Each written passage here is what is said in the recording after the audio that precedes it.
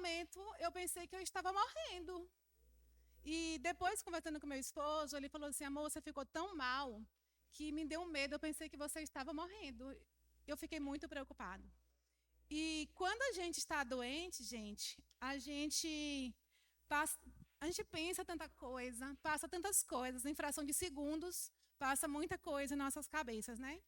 E na minha cabeça não foi diferente. E, claro, querido, você acha que ele não ia ficar triste vendo a mulherzinha dele, né? E daí eu, observando, né? Depois analisando o que tinha acontecido e pensando sobre aquele momento. Por vezes, a gente se sente um grãozinho de areia. Parece que, assim, em um piscar de olho, tudo pode mudar. Eu estava bem, na terça-feira fui para a faculdade, fiz uma apresentação e cheguei em casa procurando algo para comer urgentemente, porque eu estava com muita fome. De manhã, eu amanheci muito mal, vomitando bastante, passei o dia inteiro desse jeito. E parece que as coisas acontecem muito rápido e tudo em questão de segundos muda toda uma vida. E por esses acontecimentos e vários outros, a gente se sente, ora, muito grande, forte e poderosa, que nem a música que nós cantamos hoje, não foi, crianças? Na sala? Como foi a musiquinha? Meu Deus é. Como que é? Tão forte e poderoso, pois tudo ele pode fazer. Mas também tem hora que a gente se sente muito pequeno. E foi o que aconteceu comigo. E não é só por questões de saúde que deixa a gente se sentir desse jeito, né? Muito pequenininho.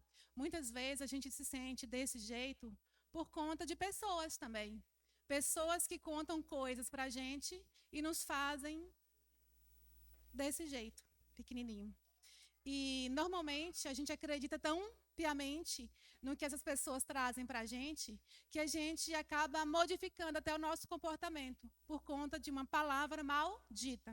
E também por conta de atitude, de ações das outras pessoas, que dizem muito sobre elas mesmas e acabam influenciando em nossas próprias atitudes. E daí, com o tempo, muitas vezes, infelizmente, a gente acaba se fechando em nosso próprio mundinho para poder acabar se defendendo de tantas coisas, tantas palavras e ações.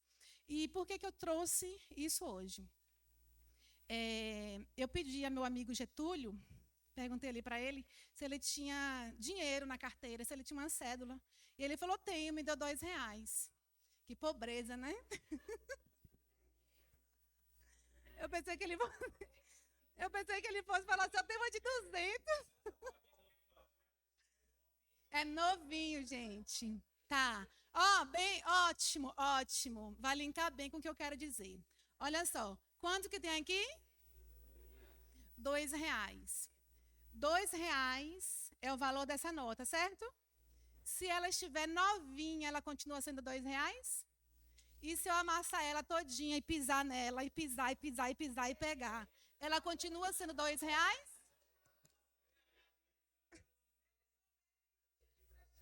Ele, ele sabia, dizendo ele que é porque sabia que ele me deu essa. Mas, enfim, se eu amasso ela todinha, ela continua sendo R$ 2? Continua. Mas, de repente, essa mesma nota, ela vai se olhar no espelho e se sentir um fracasso. É como se ela se olhasse e falasse: eu estou toda esmagaçada. Eu não sirvo mais para nada.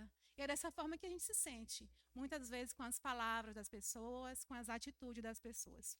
Hoje a história que eu trago da Bíblia fala um pouquinho sobre isso, sobre o valor que as pessoas impõem para a gente.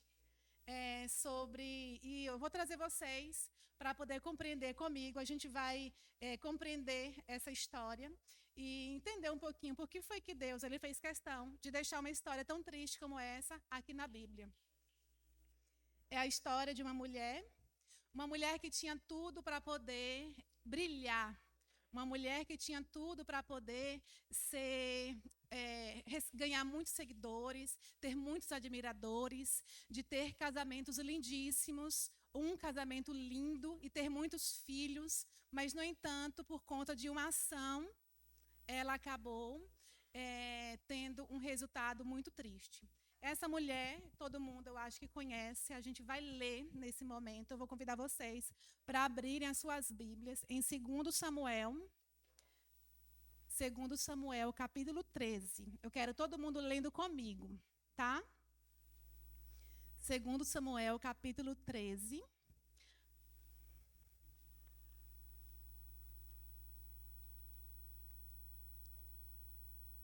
Todos acharam? 2 Samuel, capítulo 13. E na minha Bíblia diz assim: Tinha Absalão, filho de Davi, uma formosa irmã, cujo nome era Tamar. Aminon, filho de Davi, se enamorou dela. Angustiou-se Aminon por Tamar, sua irmã, a ponto de adoecer. Misericórdia. A pessoa se enamorar tanto, se apaixonar tanto, a ponto de adoecer. Pois, sendo ela virgem, parecia-lhe impossível fazer-lhe coisa alguma. Tinha, porém, Aminon um amigo, cujo nome era Jonadab, filho de Simeia, irmão de Davi. Jonadab era homem muito... O que diz na sua Bíblia? E ele lhe disse: Por que tanto emagreces de dia para a noite, ó filho do rei? Hoje, quando eu cheguei na igreja, Jussiara falou assim: amiga, você está mais magra? Eu falei assim: não, amiga, quando eu me sinto um pouquinho inchada, eu coloco roupas bem assim, folgadinhas, porque daí fica parecendo que eu estou magra. Só que ela percebeu, né? Não sei se serviu, mas ela percebeu. E o interessante é que aqui a Bíblia vai dizer que esse homem muito sagaz, ele percebe que Aminon estava muito magro, né? Então, assim, ele estava reparando em Aminon. O interessante é que o pai dele não tinha reparado isso, mas esse amigo próximo, que também era da família, era um parente, ele percebe. Tinha, porém, Aminon um amigo, cujo nome era Jonadab, filho de Simeia, irmão de Davi. Jonadab era homem muito sagaz, e ele lhe disse: Porque tanto emagreces de dia para da noite para o dia, ó filho do rei, não modirás? Então lhe disse Aminon. Olha só o que ele responde: Amo Tamar, irmã de Absalão. E aqui ele fala que irmã de Absalão porque era meia irmã dele, era irmã por parte de pai. Irmã de Absalão, irmã de pai e mãe, né? Meu irmão, disse-lhe Jonadab: Deita-te na tua cama e finge. Agora, olha só essa ideia que ele tem e traz agora. Olha a importância das pessoas certas do nosso lado. Olha a importância das nossas escolhas. Olha a importância de escolher de verdade os amigos certos, ainda que sejam aqueles amigos que tragam para a gente coisas que são desconfortáveis, mas que, na verdade, vão nos dar uma direção boa. Então, fala, né? Não o dirás? Então lhe disse Aminon: Amo Tamar, minha irmã, a irmã de Absalão, meu irmão. Disse-lhe Jonadab: Deita-te na cama e finge-te de doente. Quando teu pai vier visitar-te, dize-lhe: Peço-te que minha irmã Tamar venha e me dê de comer pão. Pois, vendo-a eu preparar-me a comida, comerei de sua mão. Deitou-se, pois, Aminon e fingiu-se doente. Vindo o rei visitá-lo, Aminon disse-lhe: Peço-te que minha irmã Tamar venha e prepare 2 bolos à minha presença, para que eu coma de sua mão. Então Davi mandou dizer a Tamar em sua casa: vai à casa de Aminon, teu irmão, e faz-lhe comida. Foi Tamar à casa de Aminon, seu irmão, e ele estava deitado. Tomou ela a massa e amassou. Fez bolos diante dele e os cozeu. Tomou a assadeira e virou os bolos diante dele. Porém ele recusou comer. Disse a Aminon: Fazei retirar todos da minha presença. Por que será que Aminon queria que todos saíssem ali agora?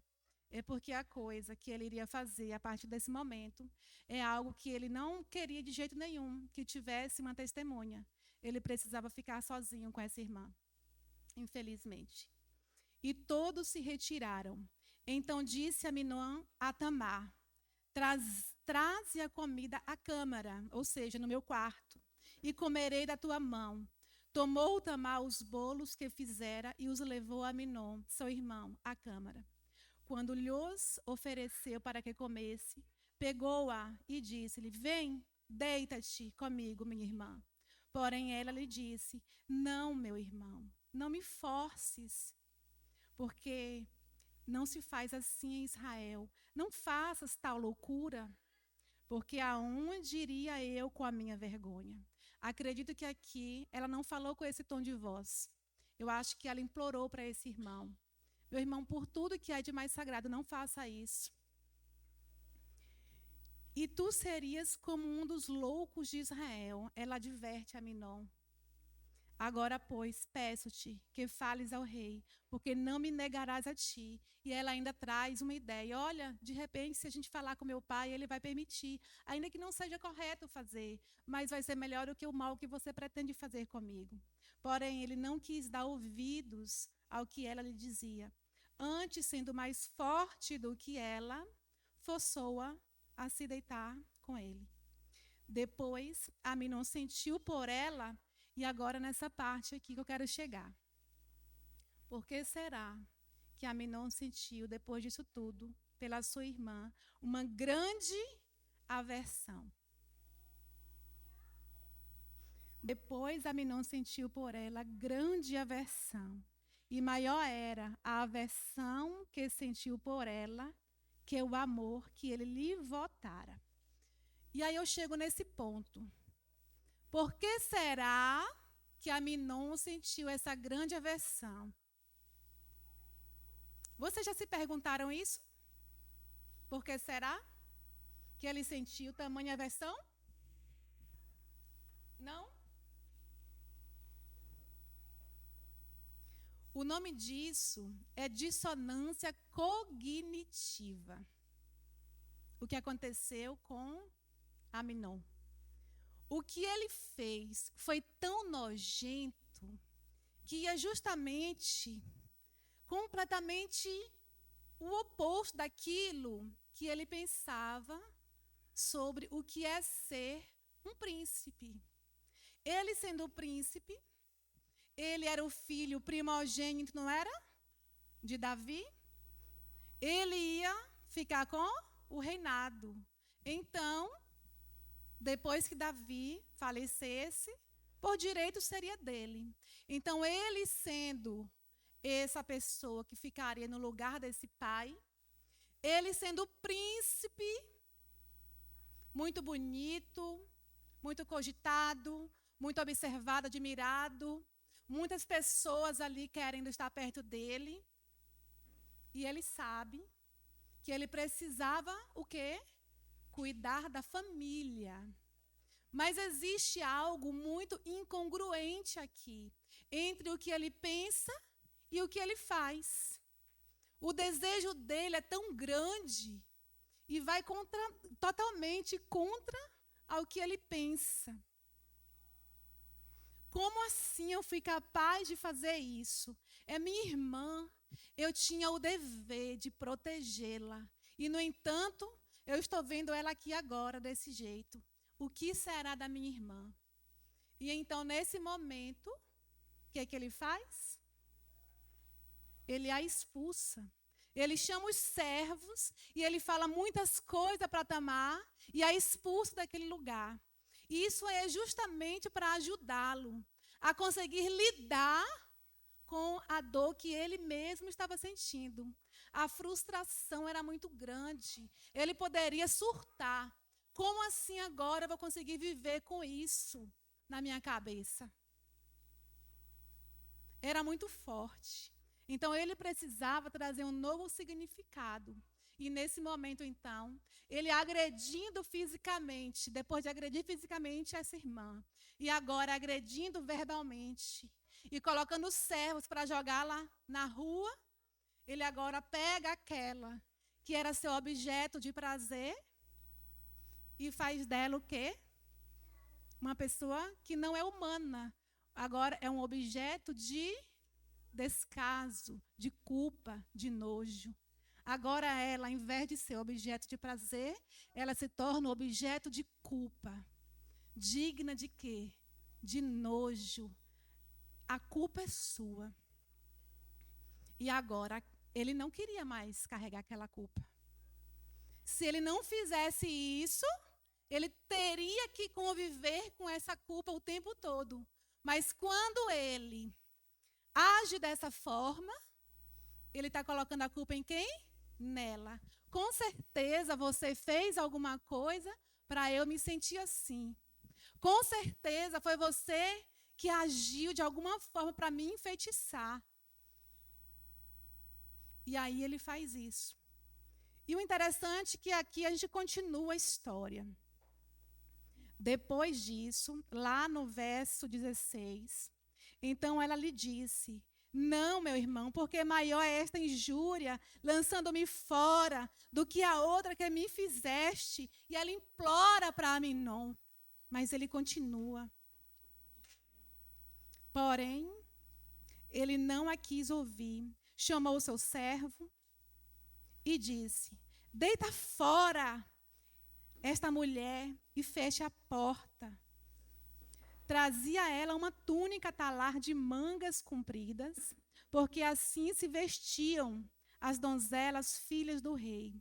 E mesmo assim, o servo a deitou fora e fechou a porta quando ela saiu. E aqui no verso 19, a gente vê que Tamar, ela toma cinzas do chão e joga na cabeça. Ela rasga a túnica, talar de mangas compridas, demonstrando para todo mundo que ela não era mais virgem. Ela tinha perdido sua honra. E agora ela estava ali para poder morrer na secura, sem ter filhos, sem ter marido, sem ter uma família. Como assim que ela iria poder casar novamente? Ou poder casar um dia? Aquele irmão, aquele que deveria, por obrigação por ser irmão, e também por ser aquele que ficaria no lugar do pai dela. Ele que tinha a obrigação, ele mesmo que cometeu o absurdo e tirou dela os sonhos de ser mãe, tirou dela os sonhos de ser esposa, tirou dela o sonho de ser uma mãe de família.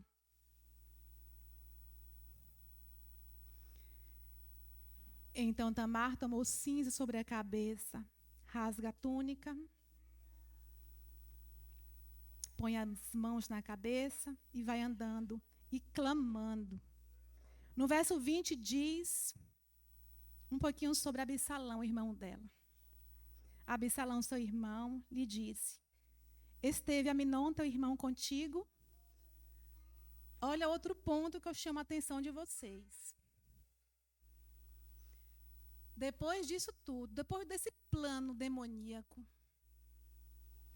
Aminon, ele usa o próprio pai para trazer Tamar para a casa dele. Por quê? O rei, ele tinha muitas mulheres, certo? Hoje não pode, né? Vocês não podem ter mais de uma mulher, graças a Deus. Estão dando conta nem de uma, né, direito? Vocês estão? Tá. Sobra tempo? Sobra nada, quieta. Mas, enfim, naquele tempo podia. Davi tinha muitas mulheres e não viviam tudo na mesma casa. E aqui a gente sabe que Absalão, a mãe de Absalão e de Tamar, era princesa também. É tanto que depois, mais tarde, Absalão foge justamente lá para a casa desse avô que era rei, né? Que eu não vou entrar em detalhe porque eu não quero fugir da história de Tamar, que o centro aqui é a dela. Mas o interessante aqui, no verso 20 fala: Absalão, seu irmão, lhe disse: esteve Aminon, teu irmão, contigo? Vocês percebem que Absalão aqui, ele de alguma forma já tinha percebido os olhares de Aminon. Não já tinha? Por que será que ele pergunta? Porque ele já tinha percebido alguma coisa. Alguns olhares ali de Aminon, né, olhando para a irmã dele. E Davi, onde estava, que não estava vendo isso? Que ainda tem coragem de pegar a sua filha virgem e colocar dentro da casa de Aminon. As mulheres ali, principalmente as princesas, né? Elas viviam rodeadas de pessoas cuidando mesmo, né, para poder elas segurarem a honra, né, continuar virgem. E, no entanto, ele, sabendo que não teria outro jeito, aí inventa agora essa história, traz ela aqui, vou me fazer de doente realmente, vou pegar essa ideia e vou me fazer de doente, porque só aqui irei conseguir cometer tal ato. E aí Absalão pergunta: seu irmão Aminon esteve contigo? Ora, pois, minha irmã. E aqui acontece uma outra coisa que eu chamo a atenção. Essa história, enquanto eu lia, eu estava assim, com meus olhos lacrimejando. Engraçado que a gente lê várias vezes a mesma história, e quando a gente volta na história, parece que é tudo novo, né? A gente olha com um olhar totalmente diferente. E aí, no verso 20, a segunda parte: ora, pois, minha irmã, cala-te, é teu irmão. Como assim? Absalão aqui, ele manda Tamar calar, cala-te, fica em silêncio, não conta mais para ninguém. E eu pergunto, por que será que ele pediu para ela se calar? É ele que acolhe Tamar em casa. É para a casa dele que Tamar vai, não é para a casa do pai. Quando ela sofre todo esse abuso, ela corre para a casa de Absalão. E então ali, ela se sente segura no colo dele. É um espaço seguro para ela. Mas, no entanto, ele fala: cala-te, fique em silêncio, não grite mais, não espalhe. Por que será que ele fala isso com Tamar? Por um momento eu fico pensando que nesse momento, quando ele manda Tamar se calar, é porque talvez ele quisesse protegê-la mais. Não só fisicamente, não só ali no lar, mas também não expor mais Tamar, né? Não mostrar para todo mundo o que ela estava vivenciando. Mas, por outro lado, também eu fico me perguntando se realmente foi isso. Porque a gente vai caminhando na história e lá na frente a gente percebe que, em certo momento, ele faz algo tremendo, que toca de uma forma muito severa essa família também. No verso 21, no verso 20 ainda, e ele continua falando: não se angustie o seu coração por isso. Como assim? Como assim? Como que a pessoa é violada? Como que a pessoa é violentada? De todas as formas. E vem uma pessoa de casa e manda essa pessoa se calar. Quando acontece uma violência como essa, tudo que a pessoa precisa é de amparo. É de alguém para falar assim: eu te entendo. Eu sinto a sua dor com você. Vem cá, que eu estou aqui para te proteger. A gente só precisa de alguém que nos compreenda. A gente não precisa de ninguém nesse momento, ainda que seja muito bom ter uma casa, mas a gente não precisa de alguém para ficar falando: fica quieta, não fique tão inquieta, não fique tão agoniada, não fique, relaxa. Relaxar como? Se a dor vinha da alma. Relaxar como? Se além do físico também era a mente. Era uma reputação, era sonho, era uma família jogada fora. Uma família que ela nunca iria ter. Os filhos que ela jamais iria conhecer. Quantos filhos será que Tamar sonhou? Ela sonhou ter quantos filhos? Como seria o casamento dela? Tudo jogado fora e de repente vem um irmão com o jeito dele, com o jeito de proteger que ele tinha, mas que não condizia nada com o que ela estava sentindo naquele momento. Fica quieta, irmã. Silêncio.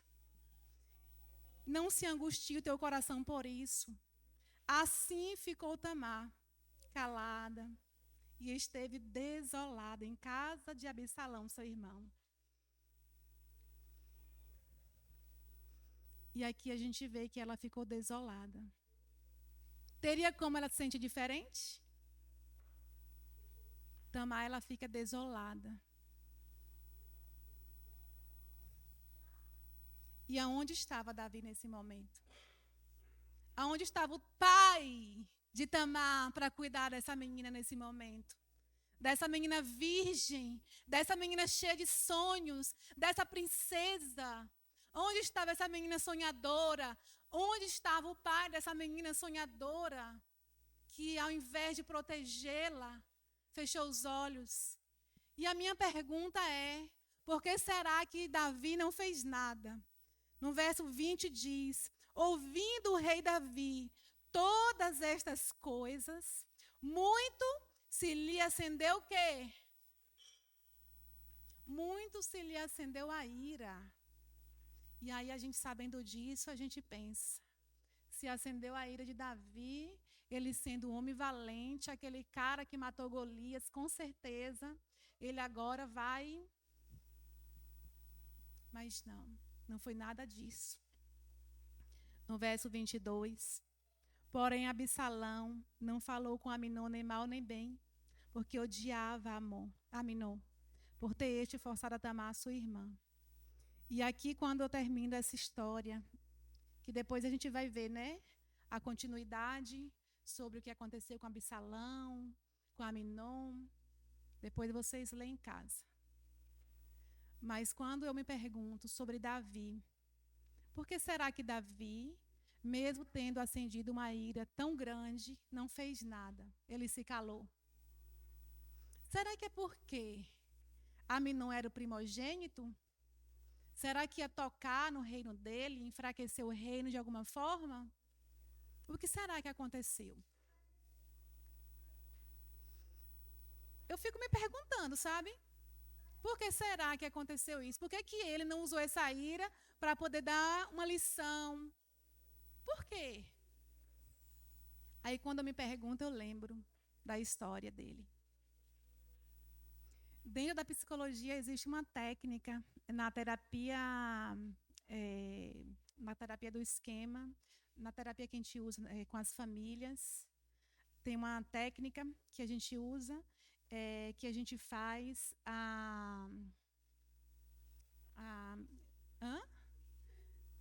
tipo uma projeção, só que não é esse o nome, porque me fugiu aqui agora. O genograma. Alguém já conhece o genograma aqui?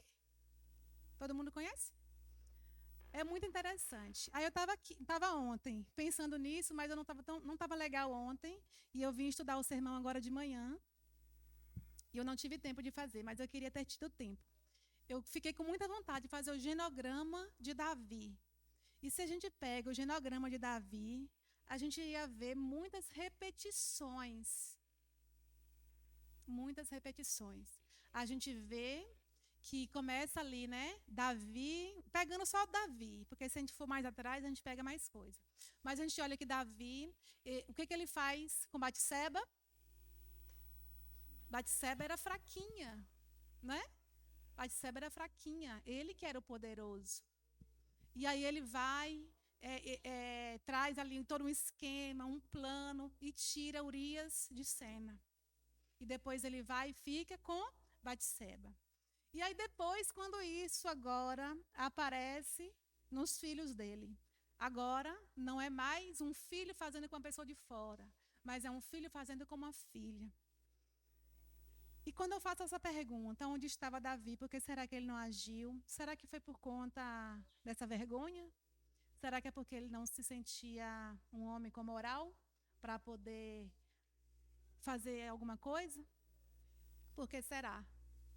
A importância de nós pais darmos bons exemplos para os nossos filhos. Porque quando eles caem, muitas vezes a gente pode se ver justamente nesse lugar de Davi. Não conseguir falar o que é correto, não conseguir corrigir, porque a nossa moral está lá embaixo. Não sei se foi esse o caso. Se a gente for olhar, né, a gente pode trazer muitas situações. Mas trazendo aqui, né, a questão de Tamar, nessa história toda, ela foi a que sofreu, ela foi a vítima. E Aminon pega essa vítima e coloca do outro lado. Começa a repudiar essa menina. Um objeto de desejo que o faz adoecer, agora se torna um objeto de desprezo, de nojo. E para ele conseguir fazer isso, é porque realmente era necessário que tivesse algo muito forte para que ele conseguisse conviver com tudo aquilo que ele tinha feito de mal. para aquela moça. Mas ainda assim, eu gostaria de trazer também para vocês um outro exemplo, uma outra Tamar. A outra Tamar, ela não era princesa, mas ela se casou com esperança de ter filhos, mas não engravida, perde o primeiro marido, e o irmão do marido casa com ela depois que o primeiro marido morre, e todo mundo conhece a história, que ela era nora de Judá. E essa Tamar, diferente da primeira, ao invés de jogar cinzas na cabeça, ao invés de entrar dentro da casa do irmão com medo do mundo, com medo das críticas, com medo da sociedade, essa Tamar, ela vai para fora e ela vai lutar, porque apesar de Judá, o seu sogro, ter jogado ela no chão, de ter amassado como a gente fez com esse dinheiro, ela sabia que mesmo amassada, que mesmo pisoteada, ela continuava valendo o que ela valia, que não é R$2. E aí eu pergunto para você, qual é o seu valor? O que é que disseram para você? O que é que fizeram com você para que você se sentisse tão pequeno por muitas vezes? Quem é você? Quem te criou sabe exatamente o preço. Ele precisou deixar que o único filho dele saísse do céu e viesse aqui para morrer por você e também por mim. E quando eu abro a boca e falo assim, eu sou massa, é porque realmente eu acredito nisso. E daí eu quero que vocês olhem para vocês agora, nesse momento. Eu quero que vocês fechem os olhos. Eu quero que vocês agora lembrem de um episódio. Um episódio recente, a médio prazo, a longo, sei lá, pode ser um da infância. Silêncio, Dai e Getúlio, senão eu vou tirar vocês de perto. Quero que vocês fechem os olhos agora. Feche os olhos, viu, Daiane e doutor Getúlio? Feche os olhos. Eu quero que você se recorde agora, viu, Daisy? Se recorde de um episódio. Pode ser um episódio recente dessa semana, desse último mês. Um episódio da sua adolescência, infância, não sei. Alguma coisa que te feriu muito. Onde você se sentiu pequena, onde você sentiu muito medo, onde você sentiu vontade de se esconder para se proteger. Você consegue se recordar desse momento? Essa pessoa que fez isso com você usou uma arma que ele tinha também para se defender. O que Aminon usou contra Tamar foi uma arma de defesa. Ele não sabia usar outra. Ele precisava de uma arma para continuar vivendo. E foi essa que ele usou, infelizmente. Foi a arma que ele aprendeu a fazer. E naquele momento, ele usou os recursos que tinha para se defender. E acabou acabando com a vida de Tamar. Mas a pessoa que fez isso que fez com você em algum momento, não foi diferente de Aminon. Ele também usou as armas que tinha. Ela usou as armas que tinha. Mas olha, eu estou aqui hoje para te contar que você não é isso que fizeram você acreditar naquele momento. E eu estou muito feliz por você estar aqui hoje e fazer parte da minha vida. Fico muito feliz de Deus hoje reafirmar para a gente que nós temos muito valor. E eu sou muito feliz. E sou mais feliz porque cada um de vocês existe em minha vida. E agradeço a Deus por estar aqui nesse momento. Vamos orar? Deus querido que estás nos céus, muito obrigada por teu amor. Muito obrigada por reafirmar o nosso valor nesse momento. Obrigada, meu Deus, porque a gente consegue compreender que as pessoas muitas vezes agem de forma tão inesperada, de forma tão maldosa aos nossos olhos, porque no fundo elas estão buscando armas para poder também conseguir caminhar, conseguir lidar com a própria situação, Pai. Mas a gente te pede agora, nesse momento, que o teu Santo Espírito Santo nos influencie sempre, que nos mostre sempre a verdade e que, quando a gente estiver exposto, ó Deus, a situações como muitas vezes já estivemos no passado, situações onde nós fomos humilhados, em situações onde quiseram falar que a gente era muito pequenininho e que a gente não valia nada, Pai. Eu quero te pedir agora nesse momento que em algum momento, quando a gente estiver também numa situação parecida, que a gente lembre que tudo que as pessoas falam, que elas fazem, dizem muito sobre elas mesmas, Pai, e não sobre a gente. Obrigada porque o Senhor hoje reafirma o nosso valor e que a gente tenha, Pai, a nossa consciência bem acordada, para saber distinguir o que vem do Senhor e o que vem do mal. Muito obrigada por tudo. Eu te amo, nós te amamos. Amém.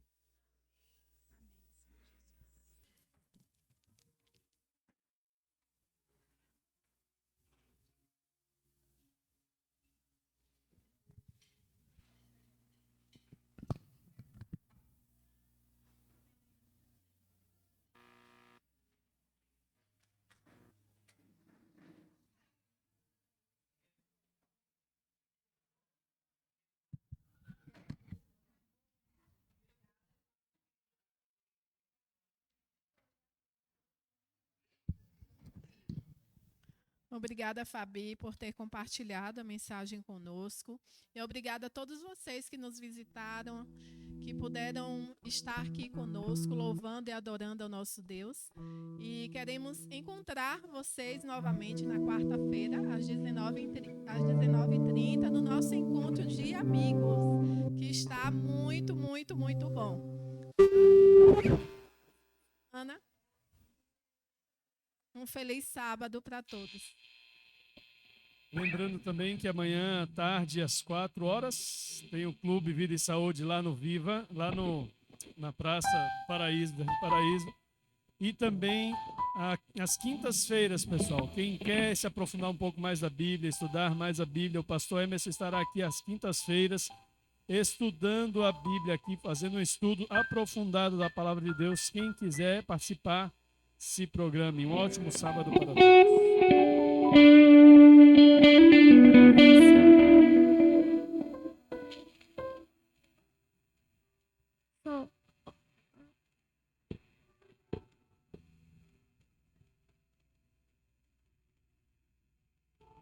Oi, o meu tem som. O meu tem som. Quer tocar?